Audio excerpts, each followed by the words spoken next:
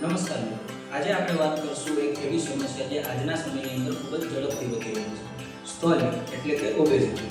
આયુર્વેદમાં સ્થૌલ્યને એ શરીરમાં માત્ર ચરબી વધવું એટલું જ નહીં, પરંતુ એક ગંભીર રોગ તરીકે વર્ણવવામાં આવ્યું છે.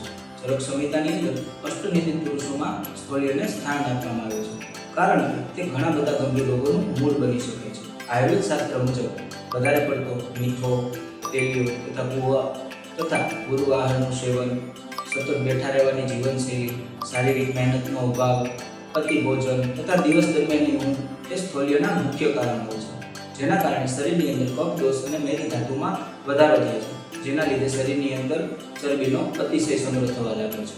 સ્થૌલ્ય ધરાવતી વ્યક્તિની અંદર થાક લાગવો, આળસ રહેવી, શ્વાસ ચડવો, વધુ ભૂખ અને તરસ લાગવી જેવા લક્ષણો જોવા મળે છે, જે લાંબા ગાળે ડાયાબિટીસ, હૃદયરોગ, બ્લડ પ્રેશર તથા સાંધાના રોગના મુખ્ય કારણ બની શકે છે. આયુર્વેદમાં સ્થૌલ્યના ઉપચાર માટે લંઘન, લેખન, વ્યાયામ તથા ઉદ્વર્તન અને યોગ્ય આહાર અને વિહારનું વિશેષ મહત્વ દર્શાવવામાં આવ્યું છે. આયુર્વેદમાં સંદેશો સ્પષ્ટ છે: માત્ર વજન ઘટાડવું નહીં, પરંતુ શરીરના દોષ અને ધાતુનું સંતુલન જાળવી સંપૂર્ણ આરોગ્ય પ્રાપ્ત કરવું એ છે. આયુર્વેદ હોસ્પિટલમાં અમે વ્યક્તિની તાસીર મુજબ તેને યોગ્ય આહાર અને જીવનશૈલીનું માર્ગદર્શન આપીએ છીએ તથા વજન ઘટાડવાની સાથે તેના શરીરના દોષ અને ધાતુનું સંતુલન જાળવી સંપૂર્ણ આરોગ્ય પ્રાપ્ત કરવામાં મદદરૂપ બનીએ છીએ. ધન્યવાદ.